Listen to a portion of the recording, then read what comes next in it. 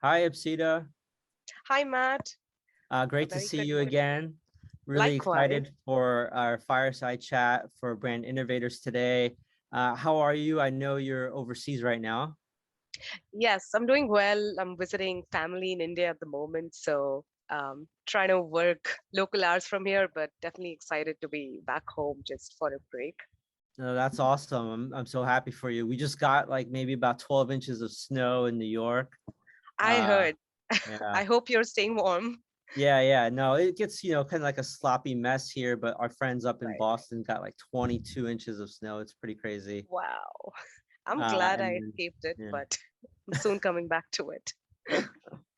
Happy to chat today. The topic we'll cover is creative automation and transformation in more of a digital context and Yeah. storytelling.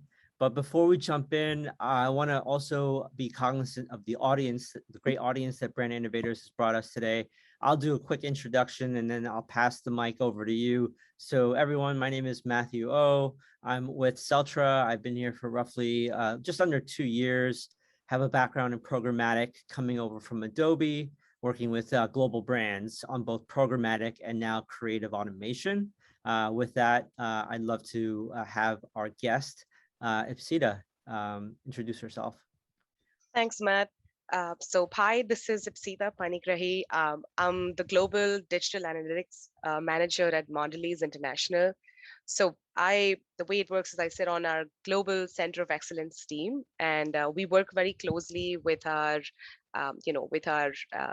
media teams, brand teams, and then of course a lot of the other insights and analytics folks to of course delve deeper into the whys of the big challenging questions. And for me, I'm definitely closely connected to the same space, where Matt's coming from, pretty much in the zone of digital media, all things ad tech right now.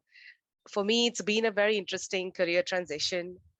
So I did actually study electronics and telecommunications, as an engineer, and I I transitioned to being a journalist, where I really got the first break in terms of being very close to consumers and being very close to people, and that kind of for me was the start of the whole storytelling journey, and and being in the world, uh, closely connected to people.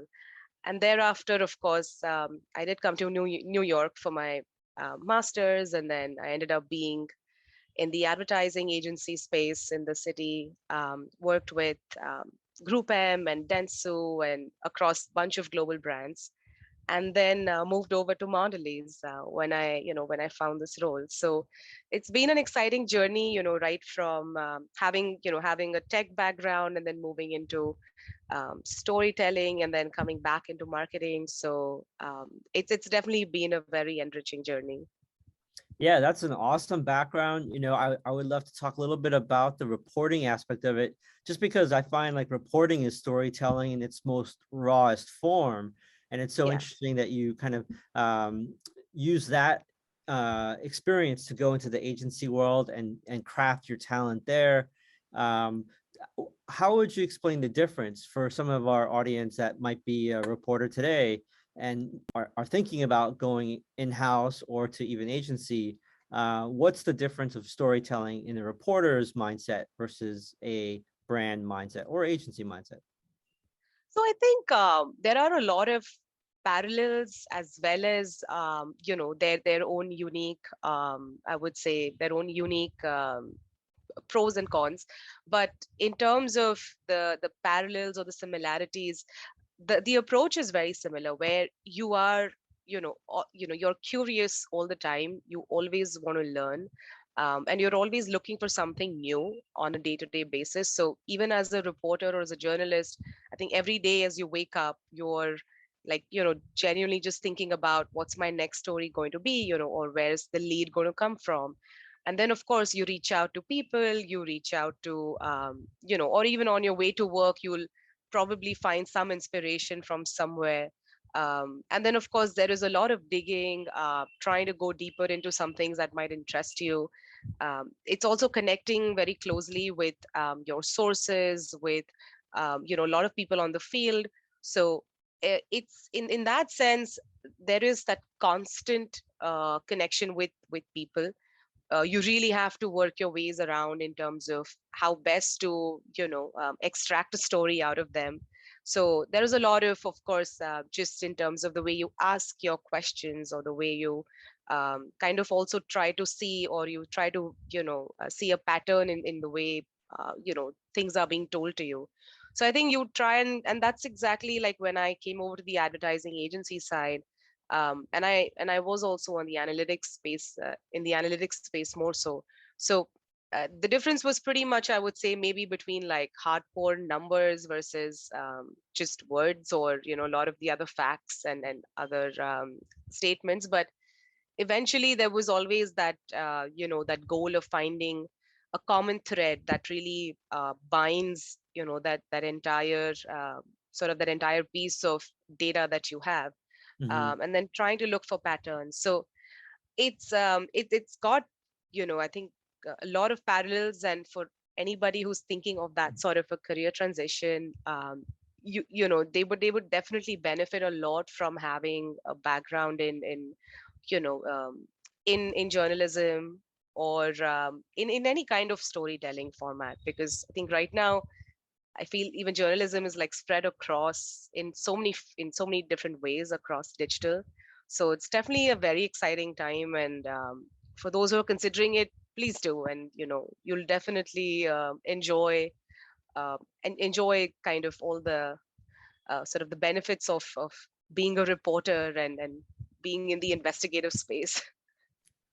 Yeah, no, I mean, that's great. That's such a unique perspective that I haven't heard in the industry. So thank you for that. One other interesting thing you mentioned was connecting with the human side of it.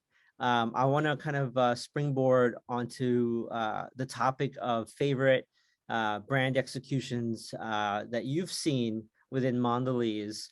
There was, I did some research prior to our chat about My First Rocky, and how important of an impact that made. But Mondelēz as a portfolio has so many great brands. I just wanted to get your take. What has been your favorite execution that you've seen come out? So, growing up in India, I think we're obviously very closely connected to Cadbury as a brand. And then, for most Indians, it's definitely more than a chocolate. It's like a sort of, just the way you gift someone something when you meet them. So Cadbury was beyond just a regular chocolate for us. So I grew up watching those creatives, right since childhood. And then even in the recent years, I've just seen the brand like evolve so beautifully. And I think the kind of stories they're bringing to the world today. So it's very relevant. It's rooted in its own times. It's always trying to bring out that soft human connection. And so that definitely is like a top favorite. I think Oreo in the US is like again another favorite. I think it's like such a playful cookie, and just the way it connects with everybody. I've really never seen anybody say no to an Oreo. So it's Maybe after and it's the 10th one, after you give me maybe 10, I'll say, just all right, maybe it's enough. exactly. I mean, of course, I mean, apart from the indulgence in it, I think these are like always on top of my mind. But also just for the kind of brand messaging they have, or just the kind of culture they've built around their brands. And then there is of course many different, I would say, other brands in the space. So like we have another brand called Sushar. I think that's another really that's a popular chocolate again in Europe. And they have they've had some great creatives in the last few years. There's also UK Cadbury. There's also Mm. Milka from Germany, which has had very impactful creatives as well. So I think the common thread there, probably for all of them, has just been very simple messaging, but just like touching you at the most, at its core, and really trying to bring that emotion out in you. So I think as I mean, as I see our creatives evolving, they're also, just sticking to being simple, but also sort of, you know, getting mature with times and like getting very closer to people, and like just the way they are right now thinking about a lot of different situations or different scenarios. Awesome. Thank you. And actually, a campaign comes to mind. Last time we chatted, you mentioned that I should check out the thank you campaign from Cadbury. Yes, And I was able to find it. So thank you for that. And I'd love to share this with the audience. And then we can talk a little bit more about it. sure. Let me tee that up.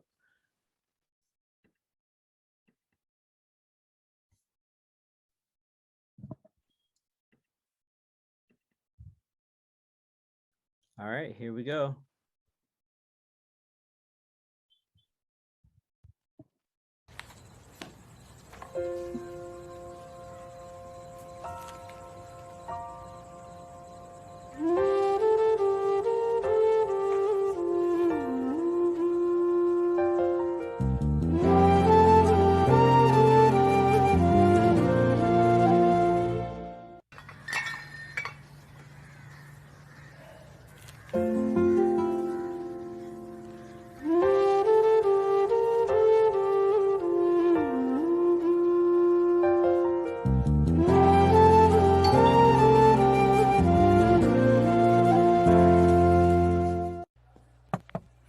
आइए sir. क्या कहा teacher ने? अच्छा कर रहा है sir, ये उसका रिपोर्ट कार्ड। Not bad. पकड़। सर ये। अरे वाह, ये भी दिया टीचर ने? नहीं सर, वो आप कितनी बार गाड़ी खुद चला के आ जाते मुझे यहाँ से पिकअप करने, ताकि मैं भी अपने बेटे के स्कूल तक आ सकूं, इसलिए सर। अरे गणेश, खाइए ना sir.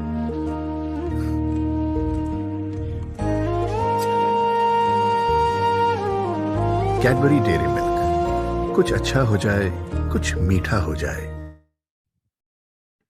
Wow, those are great. Even the second time watching them, it's very emotive. Yeah. A lot of culture, and I don't think we do that enough of that here in the U.S.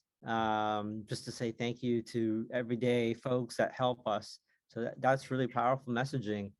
Yeah, and I just felt like it's kind of, showing gratitude just on a day-to-day, basis. And this was actually created for the frontline, warriors, and sort of those people who were still, who still had to go out there during the tough times during the pandemic, and especially the more, the initial days where everything was just like very, everybody was scared, and we were all of, kind of in our own homes. But these were people who were going out there and then trying to, make our lives easier.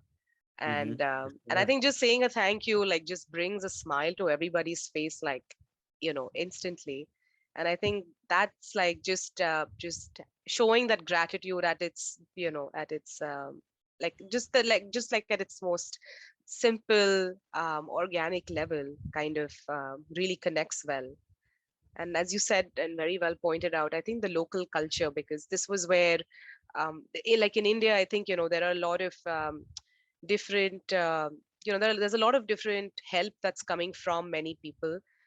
We, of course, don't encounter that in our day-to-day lives in the US, for example, like, of course, having someone deliver milk to our doorstep, or, but of course, I think we all have like, suppose, if you live in an apartment complex and you have a staff in the building, and like, the doorman or like an equivalent of that sort, but you kind of greet them every day and say a thank you, or just, just being kind of sort of appreciative of all the effort they put in. So I Yeah. think it really connected very well with the audiences, and at all levels. I mean, whether it's, whether it's obviously with the frontline workers themselves, or even with people where who might have forgotten to say a thank you, but then they suddenly see this, and then they're in, reminded like, okay, I should definitely, look out for this person and then thank them. Yeah, no, that's a great job with that campaign. And I love it. as a consumer, right? Like when we put on a consumer hat, I love to watch ads like that have a message, that has a brand promise, and that connects. And I want to kind of peel the onion from here, because that's kind of the sexy part of marketing, right? It's connecting on that, global level, or even in a local level. But there's still a lot of hard work of art and science when especially talented folks like you who are looking at the data analytics and insights. And how do you then take a campaign such as that for thank you, and then start looking at dissecting the data, saying what worked and how can we improve? We'd love to kind of unpack a little bit of that story. Yeah, no, that's a great way to segue into the actual kind of like science behind it. And I've been reading this very interesting book again. I think I did want to mention this during the course of our call. It's called The Creative Curve. I don't know if I think this could display, but Yeah, it's by Alan Gannett. And it basically kind of emphasizes on how there is a great deal of science behind all of the great ads that we see. So, and it's also trying to inspire people to be creative, so that it's not limited to just a few who we think are creative geniuses, but pretty much all of us on a very day-to-day level. I mean, as we dig deeper into the way we think, or into just the way I think creative people think, there is this science that's genuinely like at the backbone of it. So I think, just going with that sort of mindset, and like keeping again um, data again at the center of it, or even try like other analytical tools that we use. So I think when a campaign does go live, and when these creatives go on air, I think some of the immediate responses, of course, we're obviously gathering from the digital space. So I think that's the first touch point I feel right now in today's world, which is so important. So I think it's very important to closely track, things on social listening. I think that's where a lot of people are talking about the ads. And then there is another whole world of, just ad serving technology, where we're able to gather just so much information based on how people are truly consuming this creative. So in terms of whether how they're watching it, or for how long they're watching it, and then how engaged are they with our creatives. So just again, from the actions they take, from the comments they leave, or just the way they share those kind of creatives on different digital platforms, there is that whole set of data as well. And then there is other studies, I think, that that we're all constantly running in terms of how memorable was the ad for somebody to remember, or would they consider buying the product. And then there are sort of KPIs and metrics all along the journey, where we're tracking awareness, where we're tracking consideration for the brand. And then of course the more lower funnel side, in terms of are they really looking to ultimately buy the product.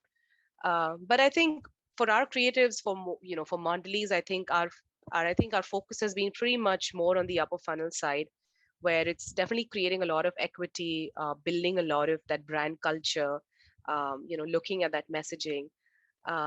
But it's also impacting, of course, the lower funnel metrics. And I think we go, of course, deeper into, um, like getting that sort of data as well. But just the way I think things are also evolving now, I feel we're trying to dissect our creatives at a more deeper level. So when you see an ad, and I think the biggest question is what really makes it tick, like what really makes it work. So it could be, of course, across the whole spectrum, right from its visual, right from its visual appeal, to the way it's shot or filmed, or the kind of messaging it has, or the story it tells. And then to the other elements in it, whether it's the music in it, or whether it's or like in terms of just the way they include people, or the kind of local culture. So just so many different elements. But now we're trying to break the science and like formulate some sort of obviously an equation around it. There is of course no one equation to say that, okay, this is the formula and we've nailed it. I think we've seen variations of that formula, and it's really about just trying to understand when we're planning a creative now, or when we want to plan something for that brand, what's really worked in the past, what do the consumers really want to see, and then of course adding that new bit of novelty as well. So it's in a space where we feel like we've got to be familiar, like yet different, or we've got to be like connecting, but yet like but yet more adaptive. So it's so we're trying to like of course break it down to like a lot of these core elements, and then sort of study it along the way. Got it. How much A/B testing and variation testing is there involved in this process? So it really depends on some of the brands and then the budgets available for them. So it's always like, I mean, sort of building a creative and then going along the journey is quite a complex one. So it's not really just very simple to shoot all these kinds of different creatives. They do require big budgets. They do require, different, I mean, some other resources as well. So some brands might have it, some brands don't have that. But, and then again, for an A/B testing, you do require multiple versions of, different creatives. So you do want to test creative A versus creative B, and then you've got to shoot both of them or have both of them ready. So I think there is I would say that's definitely quite uh, prominent for like some of the big brands we have in our portfolio, like again Oreos, and then the Cadbury, some of the big biscuit brands we have in the US, like Ritz, or even Sour Patch Kids. I think these are brands, of course, where we're definitely trying to understand between these versions of creatives what really works, or like how how has the audience received each of them. And then there's also more testing on the audience side in terms of there's audience and creative pairing. So if you're Right. served an ad, not necessarily your friend could be served that ad. Like there could be a different ad for that person. So we're also trying to understand like which creative and which audience really work well as well together. So so there is again, so that level of sort of science and that kind of data that's available to also look at it. Yeah, no, it's super rich. Thank you for that context. I mean, because you're looking at this data every day. On a more macro level, everything that you're describing regarding the data, the audience targeting, it can pose a lot of obstacles and challenges for many marketers that are listening today. I would love to kind of get an understanding of like what you feel is the most pressing creative challenge you're facing today as a marketer, and how you're solving it. Wow. That's a really like heavy question, but I think there are like challenges on several fronts. Definitely, I think a lot of marketers are looking for something new. It's always like trying to do something new or trying to do something different, plus having the budget or the resources to do it. And then, of course, measuring its impact and its success. So I think at the heart of it, the way I think, sort of the way I think we're kind of going in a direction at Mondelēz is trying to keep it simple, but yet look for that very strong human connection in the more simple moments. So what really happened in the last 2 to 4 years was that we've sort of channelized a strategy where we want to sort of personalize every creative that is actually served to the audience. So if you're someone who likes if you're someone who likes being outdoors, you might find an Oreo cookie like with a background of like a camping setup, or like in out in the forest. But and somebody who likes gaming might have a different creative served to them. So it's also like kind of trying to tell our consumers that, hey, like we really care about what you like, so we definitely don't want to be intrusive, but at the same time try and give you something that you might find interesting. And also like just sort of connecting with them more with empathy, so where you're very mindful of just that space. And so I think overall, I think there's just so many like two to three key things, right from your say creative concept to the execution of that creative concept, and then of course sort of the media strategy around it. um, and I think from a macro level, that's what we've been trying to streamline. A lot of these things where the creative production is kind of now streamlined with two big creative production partners that we have. And thereafter, like our media strategy, of course, is like the next step in terms of when our campaigns go live and then how they connect with consumers. And then of course the step after where we really come in is to definitely go into the why of how it's really performed, or like how successful is it or not, and then what needs to be changed, or like what needs to be done if not successful. So that's how like I'm trying to like really break it down to like the simple blocks. Yeah. But from like a lot of the day-to-day conversations with some of the marketers, or with just like some of the folks who are in the thick of all the action, these are like some of the challenges I think they keep constantly sort of voicing, and then us trying to figure out a way together, like out of these different challenging situations.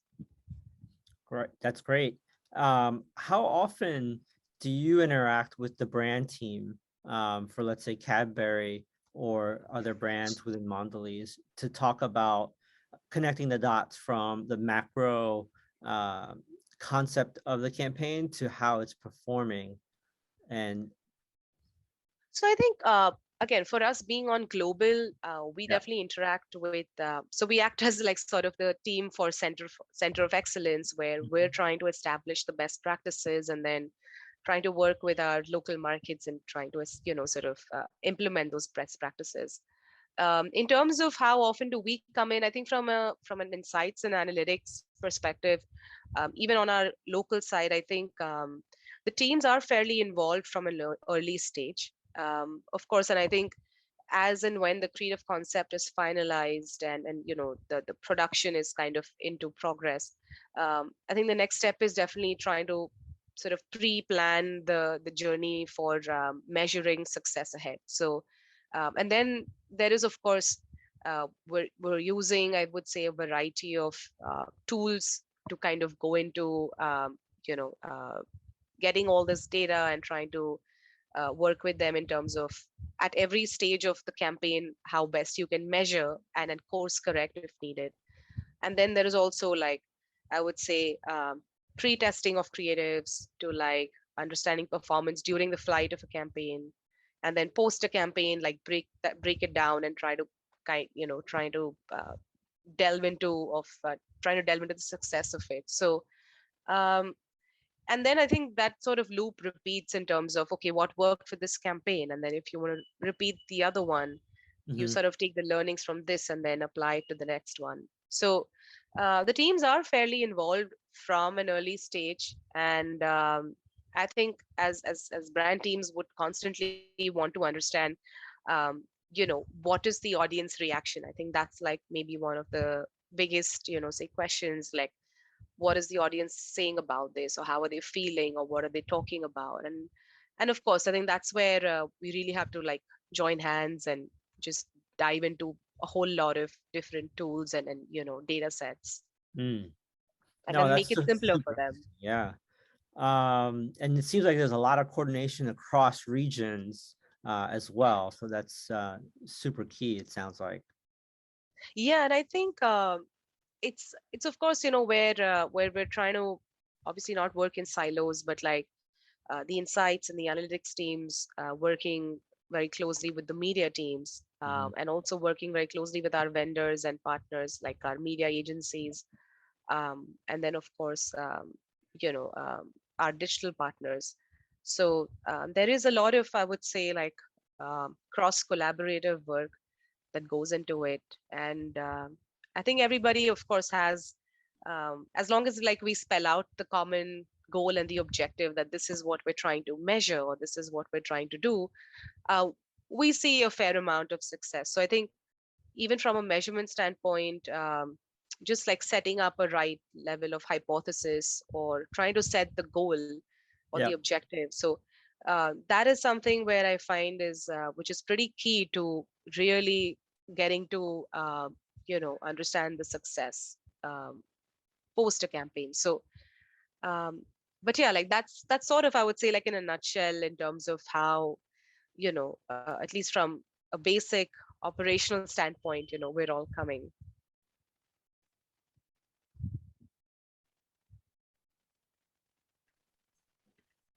Oh, Ipsitaa, I think I lost you for the last couple seconds there. Yeah, I was just like, I think maybe the screen froze. No Yeah, worries. no, I think it was me, not you. So you should be fine.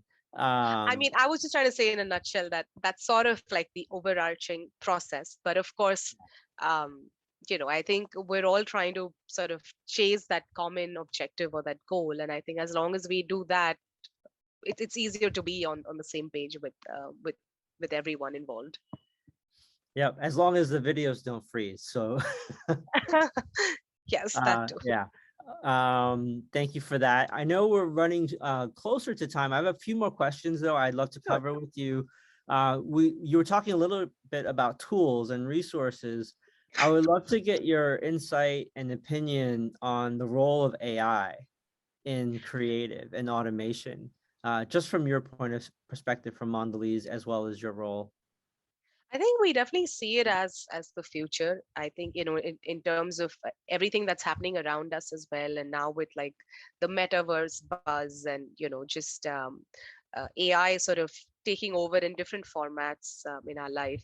So, I mean, my personal take on it is that I think it's a, we as humans are still the enablers, and we're the ones who are actually creating and building these technologies, to make our lives easier and more efficient.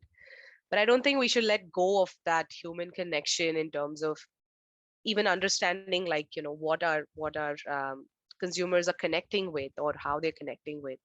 And I think that's where I feel like we can't just like rely just solely on AI. There's got to be that human component, which is still very relevant. So I definitely see it becoming like our processes becoming much more efficient. So whether it's all sorts of tools where, you have amazing graphics now, or you have like all kinds of technologies to make your creatives look better, snazzier, just in terms of all the creative liberties you can have.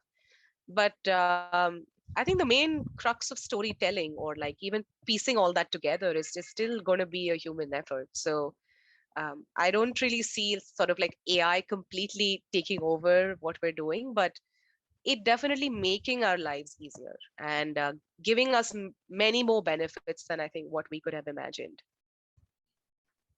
I agree. I mean, we're also helping within our own company here at Celtra with some creative automation tools, and our clients are seeing similar benefits.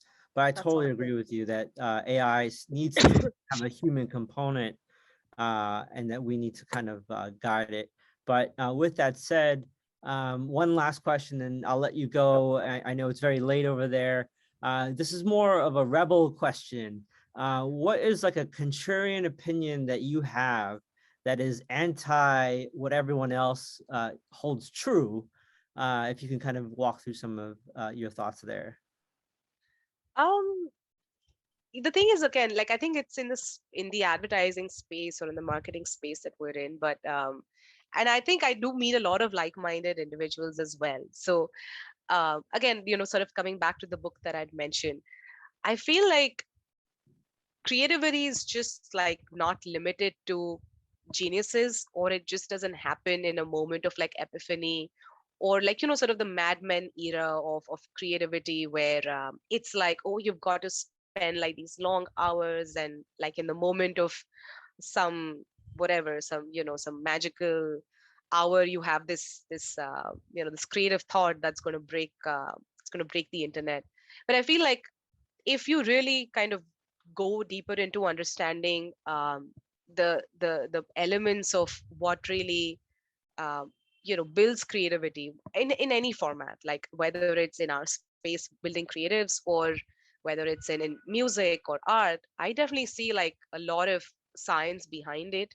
And from the book that I read, I think it was more about even like how Mozart, who we think, of course, I mean, he's a musical maestro, but there was no like a moment where he created those amazing sonatas, or like the kind of music we hear. I think it's been a lot of intensive practice in trying to like decode his own patterns and trying to really work on in terms of probabilities of what could potentially sound good or not. And I think that's the same way I look at just our space. I feel like the kind of data we're unearthing or the kind of patterns we're seeing, or even from an AI standpoint, as you're building more predictive tools or trying to foresee, or like for kind of predict the impact, there is very hardcore science behind it. And to all my creative friends and like everybody in the art space, I feel like